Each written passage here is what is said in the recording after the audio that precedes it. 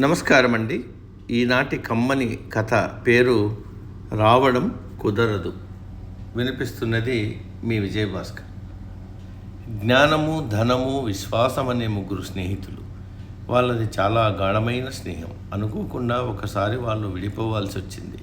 తిరిగి ఎప్పుడు ఎక్కడ కలుసుకోవాలనే ప్రశ్న వచ్చింది. ముగ్గురు ఆలోచించసాగారు. ఇంతలో జ్ఞానం అంటుంది, దేవాలయాలు, విద్యాలయాల్లో నేను కలుస్తా అని.